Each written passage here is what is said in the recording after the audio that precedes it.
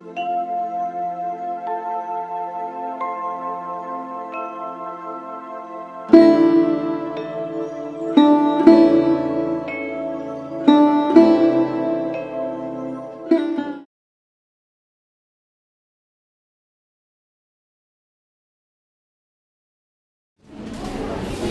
সবাইকে আমার আন্তরিক শ্রদ্ধা জানাই।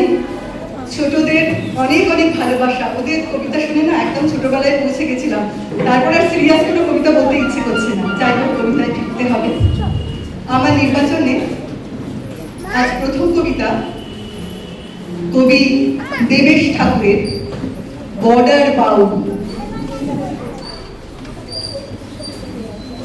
কাঁটার ওপারে দেশ, কাঁটার এপারে ভবন, মাঝখানে নিরাসক্ত ভূমি, ওপারে বিবিআর ঘরে, এপারে বিএসএফ শাসন, এপারে পদ্ম ফোটে, ওই পারে জুঁই, মাঝখানে আশ্চর্য নদী, মাঝখানে বাস করে সিরাজ, লালন, বলরাম, ব্রজলাল, রাধারমণ। পেট্রোল ফুরিয়ে যায় তবু চলে করিমশার গাড়ি। এপারের বাউলিনী ওপারের সুফিয়ানকে মেঘদূত বার্তা পাঠায়। সে বড় হৃদয় চিঠি, সে বড় প্রেমের। কেউ কাউকে ছোঁয়ে না হাতে, ছুঁয়ে যায় মন্দাকিনী গান। দেখে, হাসে, কাঁদে আর অভিমানে ভাসে। এর হাতে ভিসা নেই, আছে একতারা। ওর হাতে ভিসা নেই, দিব্য খমক। এক গানে, এক তাল, এক ছন্দ, সুর। ওপারের সুরিলে এপারের পাতা নড়ে, এপারের টিয়া বসে ওপারের ঘরে। বিডিআর বিএসএফ ভাবে কিভাবে যে আটকাবে গান আর সুর পাসপোর্ট। বাউলিনী গান গায়, ওপারকে উদাত্তে শোনায়। মিলন হবে কতদিনে, মিলন হবে কতদিনে, আমার মনের মানুষের সনে, ও আমার মনের মানুষের সনে। এপারে গান গায়, এপারে সুফিয়া।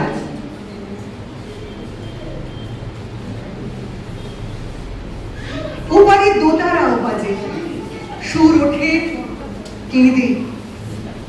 আমার বাড়ির কাছে আরশিনগর,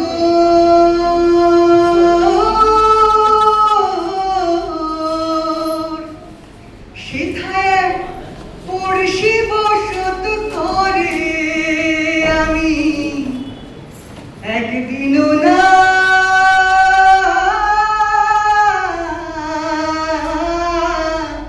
দেখিলাম তারে। বিডিআর বিএসএফ দেখে সুরে গাথা দেহময় কিছু কিছু ভাসমান ছায়া, কিছু রুমি, কিছু সনাতন, আর কিছু বা হাসর। সুরেতে কি ভিসা লাগে, গানে পাসপোর্ট? ওদের তো ভিসা নেই, তার কাটা মাঝে তাই, আর গুলি, সীসা। বাউলিনী গেয়ে চলে, আমার প্রাণের মানুষ আছে প্রাণে, তাই হেরি তাই সকল খানে। তার কাটার বাঁধনে পড়ে ওপারের সুফিয়ান, কেঁদে ওঠে বাল্মীকির ক্রৌঞ্চবৎ সুরে। ফান্দে পড়িয়া বগা কান্দে রে, সংবিধান ফাঁদে পড়ে দুপারের সুর কাঁদে, গান কাঁদে। এপারেতে দেবগিরি, ওপারেতে অলকার ঘর। দুপারে রাষ্ট্র আছে, আদালত আর নির্বাচন। নির্বাচন নির্বাসন প্রায় সমার্থক। আশঙ্কা বুকে নিয়ে কতজন অবাঞ্ছিত, কতজন ক্লিপ। এপারের বাউলিনী, ওপারের সুফিয়ান, ওরা তো ভোটার অথচ মানুষ, গানই ওদের কাঠ, গানই আধার, মাঝে মধ্যে সুর ভাসে। বড় সংকটে পড়িয়া দয়াল বারে বার ডাকি তোমায়, ক্ষম ক্ষম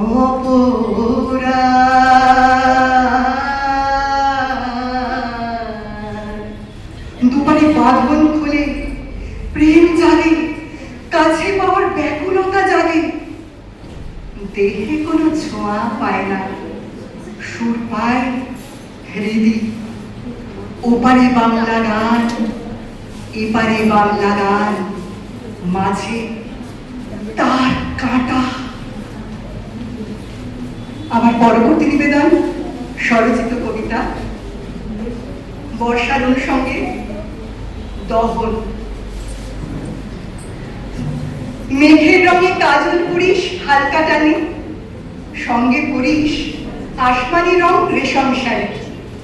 শেষ হলে সাজ বন্ধ মনের দরজা খুলে খুঁজতে থাকিস দূর আকাশে মেঘের বাড়ি। বৃষ্টি মাসেও এমন দহন, শ্রান্ত চাতক কাঁদতে আসে দুমড়ে মরে বুকের ভিতর।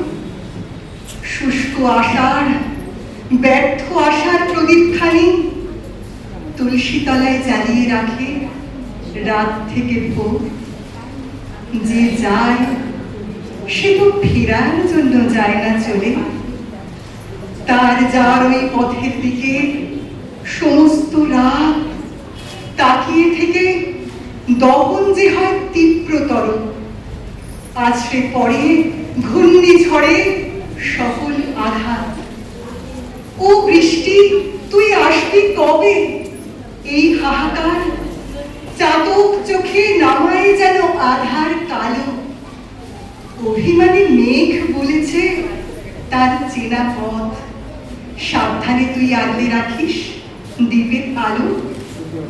আয় বৃষ্টি আয় নেমে তৃষ্ণার্ত বুকে, পাথর চাপা যন্ত্রণারা যাক ভেসে যাক।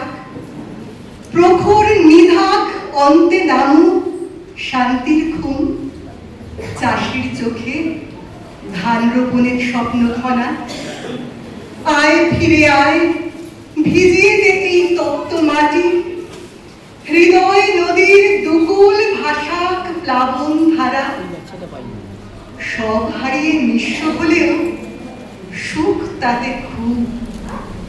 থাক অনন্ত বিরহ আর প্রতীক্ষারা।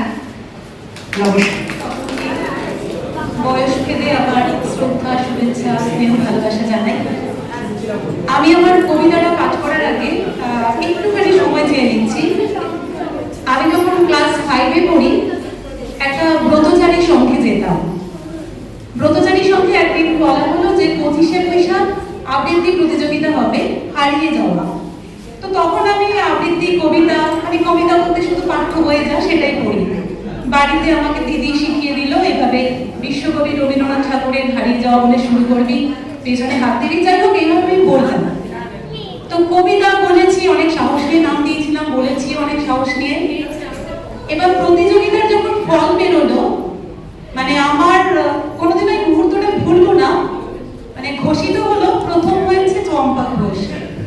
তো ওখানে 3 জন বিচারক ছিলেন, আর তৃতীয় জনের কথা আমার সত্যি মনে নেই, তখন আমার ক্লাস 5।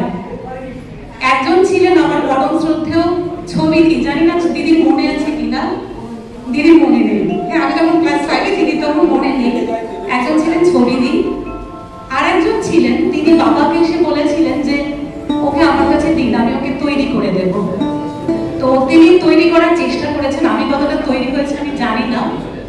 তিনি যদি ওই কথাটা না বলতেন তাহলে আমার জীবনের একটা অধ্যায়, মানে এই অধ্যায়ে আমার কখনো বিচরণ করা সম্ভব হতো না। আমি সশ্রদ্ধ প্রণাম জানাই আমার শ্রদ্ধেয় আবৃত্তি শিক্ষক রবীন্দ্রনাথ গৌতম মহাশয়কে। উনি না থাকলে, উনি যদি বাবাকে এসে না বলতেন, আমার জীবনের এই অধ্যায়টা বোধহয় অন্ধকারই থেকে যেত। তাই আজকের দিনে আমি যদি এই কথাটা না বলতাম, আমার শিক্ষার অবমাননা হতো। আচ্ছা, আমি যে কবিতাটা বলবো সেটা শিক্ষক দিবসে মানুষ গড়ার কারিগর হিসাবে শিক্ষক শিক্ষিকাদের তো কিছু বলতে হয়। আমি কবিতার আকারে আমার ছাত্রছাত্রীদের এই কবিতাটা বলেছিলাম। আমি তো ভালো বক্তা নই, এই কবিতাটা আমি পাঠ করেছিলাম গত বছর শিক্ষক দিবসে। কবিতার নাম মানুষ হওয়ার অনুশীলন। মা, মানুষ কি করে হতে হয়? মানুষ কেন বাবা, আমাদেরই তো মানুষ কয়। মানুষের মতো মানুষ হও, দাদু যে বলল। ও তাই বুঝি তোর মনে এই প্রশ্ন এলো? ঠিক শোনা, মানুষের মতো দেখতে হলে মানুষ হওয়া যায় না। মানুষ হতে হলে মন দিয়ে পড়াশোনা করতে হয়, আর যারা বড় তাদের কথা শুনতে হয়। তাহলে তো আমি মানুষ হয়েই গেছি, পরীক্ষায় যে আমি ফার্স্ট হয়েছি। ঠিক ঠিক, আমার সোনা যে মন দিয়ে করেছে পড়াশোনা।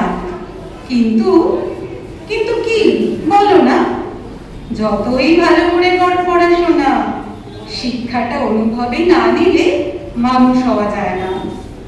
কি বললে মা? কিছুই বুঝলাম না। বলছি বলছি, গেঁথে রাখিস মনে, শিক্ষা যেন প্রকাশ পায় তোর আচরণে। মানুষ হয়ে মানুষকে যারা দেয় না সম্মান, তাদের শিক্ষা দীক্ষার থাকে না কোনো মান। হিংসা, লোভ, ঝগড়াঝাটি মানুষকে কি মানায়? তবু দেখ কত মানুষ সারা জীবন করে চলেছে অন্যায়। স্কুলে তো কোনোদিনও যায়নি পশু পাখির দল, তবু ওরা কেমন শৃঙ্খলাবদ্ধ বল। পিঁপড়ের দল সারি বেঁধে খাবার খেতে যায়, কে ওদের গল্প একসাথে থাকতে শেখায়। একটা কাক আঘাত পেলে সবাই ভিড় করে। কজন মানুষ কষ্ট পায় বলতো অন্য মানুষের তরে? বইতে তো লেখা থাকে অহিংসা পরম ধর্ম, অথচ হিংসা করা একদল মানুষের নিত্য কর্ম। সত্যের হবে জয়, স্কুলে তো এমনটাই পড়ায়। তবু দেখ চারিদিকে কেমন মিথ্যে দাপিয়ে বেড়ায়। ও মা, তবে মানুষ হবো কেমন করে? ওই যে বললাম, শিক্ষাকে নিতে হবে মনের ভেতরে। পড়াশোনা শুধু নয় ফার্স্ট হওয়ার জন্য, মানুষ হওয়ার ব্রত নিলে শিক্ষা হবে ধন্য। অনেক মানুষের অনেক ডিগ্রি, অথচ ছাপ নেই ব্যবহারে। মানুষকে কেউ করাতে ওদের জয় মনে করে। ওদের মনে পৌঁছায় না অসহায়ের কান্না। নিজের সুখ আনন্দ ছাড়া ওরা কিচ্ছু বোঝে না। আবার অনেক মানুষ আছে নেই নিজের ব্যক্তিত্ব, অন্যের ভাবনাতে সায় দেওয়াতেই যেন ওদের অস্তিত্ব। অন্যায় দেখেও বলে না তারা কোনো প্রতিবাদ, দল হারানোর ভয় থাকে সর্বদা নির্বিবাদ। অথচ মানুষই পারে মাথা উঁচু করে চলতে, শিরদাঁড়াটা বিকিয়ে দিয়ে সেই কথাই বসেছে বলতে। ভিড় দেখে নয়, যেই পথটা সত্যি বলে জানবি, একা হলেও সেই পথেই সারা জীবন হাঁটবি। পারবো হতে মা, তুমি চাইছো যেমন। পারবি বাবা, এর জন্য চাই নিত্য অনুশীলন। অনুশীলন মানুষ হওয়ার জন্য, এমনটা তো কোনোদিন শুনিনি কখনো। কেন? খেলা, আঁকা, অঙ্ক যেমন করিস প্র্যাকটিস, মানুষ হওয়ার জন্য রোজ সময় দিস। চলতে চলতে ভুলগুলোকে হবে শোধরাতে। মানুষ হওয়ার লক্ষ্যে কেউ পারবে না বাধা দিতে। ভুলেও কাউকে কষ্ট দিবি না নিজের স্বার্থ রাখতে।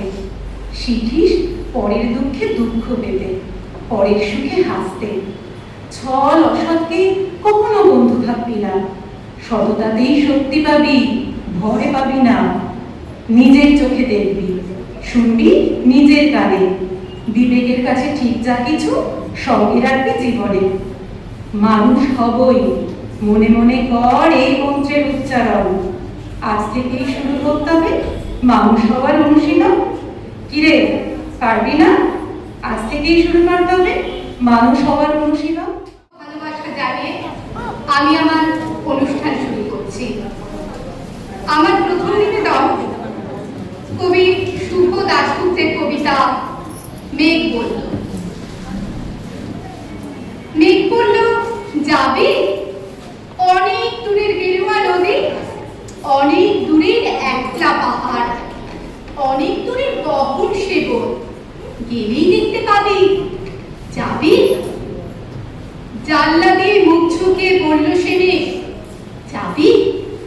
আমার সঙ্গে যাবি? দিন ঘুরিয়ে রাত ধরাবে, রাত্রি গিয়ে সকাল হবে, নীল আকাশে উঠবে পাখি, গেলেই দেখতে পাবি। যাবি? শ্রাবণ মাসের একলা দুপুর, মেঘ বলল, যাবি? আমার সঙ্গে যাবি? কেমন করে যাবো রে মেঘ, কেমন করে যাব? নিয়ম বাঁধা জীবন আমার, নিয়ম ঘেরা এধার ওধার, কেমন করে নিয়ম ভেঙে এ জীবন হারাবো? কেমন করে যাব রে মেঘ, কেমন করে যাব? মেঘ বলল, দূরের মাঠে বৃষ্টি হয়ে ঝরবো, সবুজ পাতায় পাতায় ভালোবাসা হয়ে ঝরবো, শান্ত নদীর বুকে আনবো জলোচ্ছ্বাসের প্রেম, ইচ্ছে মতন বৃষ্টি হয়ে ভাঙবো, ভেঙে পড়বো। এই মেয়ে, তুই যাবি? আমার সঙ্গে যাবি? যাবো না মেয়ে, পারবো না রে যেতে, আমার আছে কাজের বাঁধন, কাজেই থাকি মেতে। কেবল যখন ঘুমিয়ে পড়ি তখন আমি যাই, সীমার বাঁধন ডিঙিয়ে দৌড়ে এক ছুটে পালাই, তখন আমি যাই। স্বপ্নে আমার গেরুয়া নদী, স্বপ্নে আমার সুনীল আকাশ, স্বপ্নে আমার দূরের পাহাড়, সব কিছুকে পাই। জাগরণের এই যে আমি কৃতদাসের মতন, জাগরণের এই যে আমি এবং আমার জীবন, কাজ অকাজের সুতোয় বোনা মুখোশ ঘেরা জীবন। তবুরে মেঘ যাব একদিন ঠিক তোরই সঙ্গে, শ্রাবণ হাওয়ার নতুন রঙে। যাবো রে মেঘ যাব, সেদিন আমি শিমুল পলাশ ইচ্ছ বলে যাব, পাগল হাওয়ায় উতল ধারায় আমার খুঁজে পাবো। যাবো রে মেঘ যাব, যাবো রে মেঘ যাব, যাবো রে মেঘ যাব।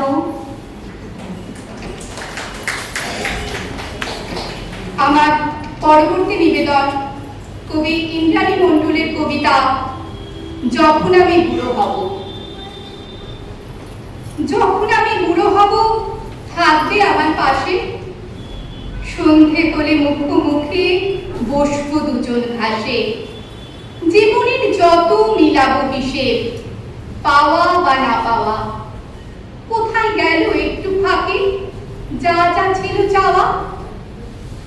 যখন আমি বুড়ো হব রাখবে হাতটা হাতে, জীবন তখন বইবে ডাক হিসেব বাঁকা খাতে।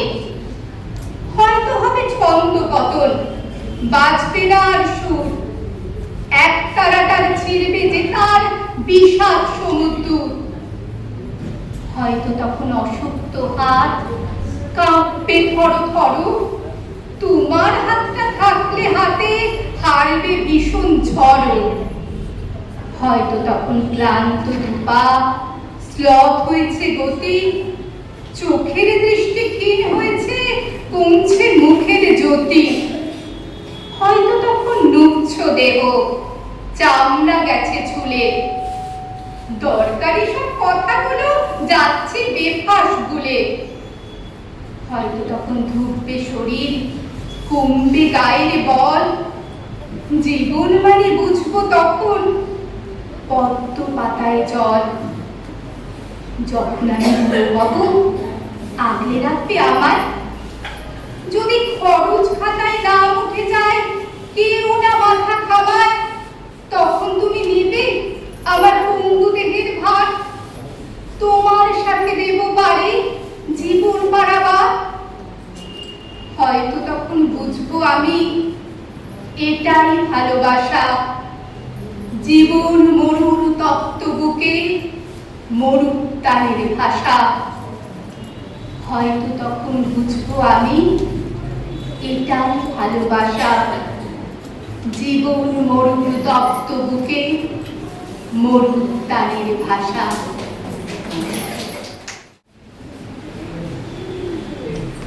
নমস্কার। আমার একটু আসতে দেরি হলো, শুরুটা দেখতে পেলাম না। যাই হোক, এখানে উপস্থিত সকলকে আমার আন্তরিক শ্রদ্ধা, শুভেচ্ছা ও ভালোবাসা জানাই। আমি ছোট ছোট যে দুটি কবিতা বলবো খুবই পরিচিত, সকলেরই জানা যারা কবিতা ভালোবাসে। প্রথমে বলবো সুনীল গঙ্গোপাধ্যায়ের লেখা পাহাড় চূড়ায়। অনেক দিন থেকেই আমার একটা পাহাড় কেনার শখ, কিন্তু পাহাড় কে বিক্রি করে তা জানি না। যদি তার দেখা পেতাম, দামের জন্য আটকাতো না। আমার নিজস্ব একটা নদী আছে, সেটা দিয়ে দিতাম পাহাড়টার বদলে।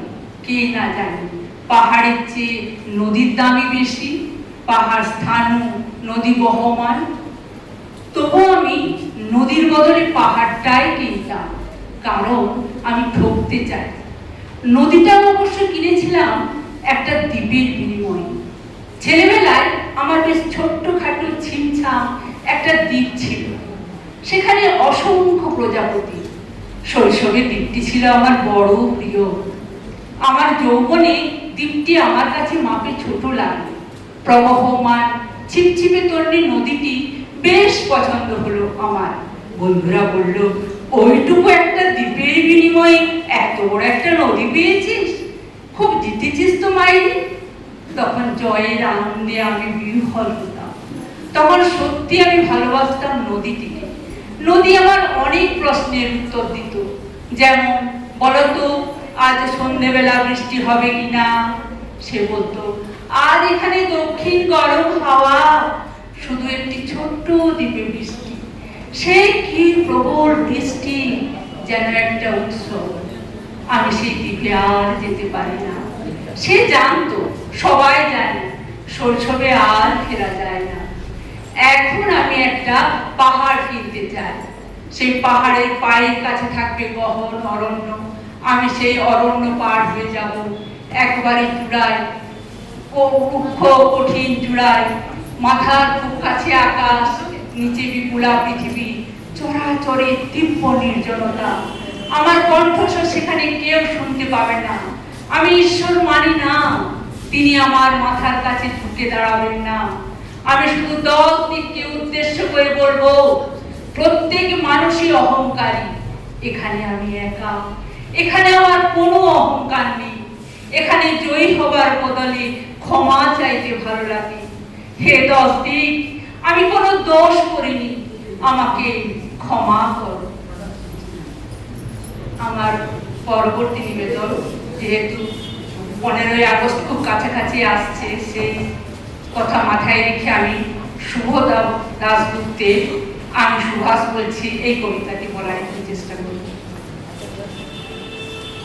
তোমার পাথরে দিয়েছি মালা, এত মালা এত ফুল, তুমি ঢাকা পড়ে গেছো। তুই পাথর না হলে রাগ করতে। 56 বছর আগের এক মধ্যরাতে এইদিন রোডে 3 তলার ঘরে আলো জ্বলছিল। চাদর গায়ে এক ছায়া মূর্তি পায়চারি করছিল অবিরাম। বাইরের রাস্তায় ইংরেজ পুলিশের চল সতর্ক সজাগ চোখে দেখছিল। তার সব সতর্কতাকে উত্তু বানিয়ে তুমি তখন অন্ধকার চিরে ছুটে চলেছ আলোর পথে। দেশের মানুষ, কাক, পক্ষী কেউ টের পায়নি। তুমি চলে যাওয়ার পর 56টা শীত, বর্ষা, গ্রীষ্ম উধাও। তুমি সেই থেকে প্রত্যেক জানুয়ারিতে পৃথিবীর এপাড়া ওপাড়া সব মাটিতে তোমার অনশ্বর পায়ের ছাপ। সব রাইফেলে তোমার বুকের বারুদ, সব কুচকাওয়াজে তোমার স্বপ্নের ছন্দ পরশ পাথরের মতো স্বাধীনতাকে খুঁজেছে তোমার অন্তরে লুকিয়ে থাকা খেপা। তোমার গন্তব্য ছিল স্বাধীনতা, তোমার পথ ছিল স্বাধীনতা, তোমার স্বপ্ন ছিল স্বাধীনতা, তোমার প্রেম ছিল স্বাধীনতা। তুমি রক্ত চেয়েছিলে স্বাধীনতার জন্য, তুমি তাই পাথর। যারা স্বাধীনতার আড়ে চেয়েছিল গদি, চেয়েছিল সিংহাসন, ইংরেজের ছেড়ে যাওয়া লুটের রাজ্যপাট, তারা রইল সুখী। ভারতবর্ষের টাকায় তাদের সুখ, তোমার নয়। ভারতবর্ষের অফিসে আদালতে তাদের ছবি, তোমার নয়। ভারতবর্ষের সংবিধানে তাদের শৈশব, তোমার নয়। ইংরেজ গরিব মানুষকে পায়ের নিচে রাখতো, আমরা বড় লোকেদের মাথায় করে রেখেছি। বাংলার কিংবা ডাকাতকে জোর হাতে সভাপতির আসনে আহ্বান করেছি। ইংরেজ এদেশে ধনসম্পত্তি লুট করত, আমরা দেশটাকে বেঁচে দিয়েছি। ইংরেজ দিয়েছে লাঠি, গুলি, চাবুক, আমরা দিয়েছি মাফিয়া, মাস্তান, নেতার গুলি। ইংরেজ দিয়েছে কালাপানি, সেলুলার জেল, আমরা দিয়েছি টিভিতে সুপার হিট মোকাবিলা আর আইনসভায় আয়ারবের খেল। 56 বছর আগের এক রাতে পরাধীন এই দেশ ছেড়ে তুমি চলে গিয়েছিলে স্বাধীন এক স্বদেশে ফিরে আসার স্বপ্ন নিয়ে। তুমি ফিরে আসনি, স্বাধীনতা এসেছে, তার কাঁধের ঝুলি ভরে নিয়ে এসেছে ভোট নামক রাজস্বীয় যোগ্য, গণতন্ত্র নামক চিরায়ত মাত্র ন্যায়, প্রগতি নামক লোক ঠকানো ট্যাটিস্টিক, ঐতিহ্য নামক মন্দির মসজিদের ঝগড়া, আর আসমুদ্র হিমাচল ভরিয়ে দেয়া ভাষণ, ভাষণ আর ভাষণ। 56 বছর ধরে তুমি পাথর হয়ে আছো। 56 বছর ধরে ভারতবর্ষ অধীর অপেক্ষায় কান পেতে আছে ইথার তরফ